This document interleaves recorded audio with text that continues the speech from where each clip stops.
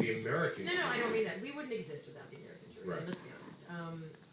But they come in with the T-shirts and the Project Homeland or whatever, Right. and they're the gung ho. You know what I mean? So it's a very strong discrepancy between the Israelis that live there that are kind of jaded and Well, I was fascinated with the history of all of the different religions and cultures that came through Israel, and I was fascinated with Jerusalem. You know, Tel Aviv, I didn't really get a sense of. I wasn't there that long, Right. but I like traveling. I like seeing the biblical, monuments, and I like seeing the history of Israel, and also the amazing things that the settlers did with that country. I mean, they made a desert into a agricultural garden. center. Yes, it's true. It's fucking amazing. No, it is amazing. That half the flowers in the world come from there, Yeah. from Israel, from a desert, Right. and that they have Get produce.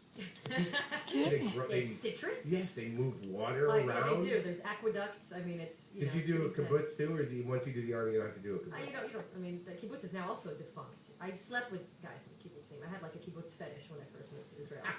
It felt very exotic to me. You know what I mean? It's like going to the Midwest and sleeping with like a farm boy. And I was this, What is girl it? from the Bronx, and I'd be like, oh my god. And these guys, they'd never been out to the kibbutz. They didn't even know where New York was. I'm like, this is so. What was the kibbutz like? If people don't know, because this is a rare opportunity for me to talk about Israel without taking any real risks. Because I'm here. Yes. So I would take the risk. Okay. Well, no, you would take the risk. Right. I mean, it's just a matter of I don't really know how to talk about it. As a Jew, if you engage in the conversation of Israel, it's a risk. You feel like, oh, here we go. Where's this gonna go? Yeah. Well, I don't want to say.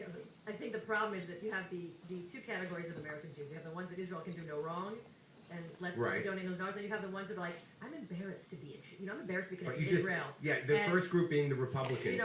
Republican Jews. Yes, Republican. Well, not all, but I mean, it's well, okay, fine, Republican Jews. But then you have the others that are hypercritical because you know what I mean. Israel can do no right. Right. So Israel is Sparta, and they're hurting. They're Nazis all over again, like the other extreme, and it's frustrating for me because both groups give logical, reasonable people a bad name. It's very hard to find a middle of the road going, okay, well, we can critique some behaviors, but some behaviors are okay. That's because there is no middle of the road in Israel. Well, yeah. There are two sides yelling at each other, and somehow or another the country survives. Somehow. Yeah. But let's get back to this kibbutz idea because I'm not really completely clear. The kibbutz was an actual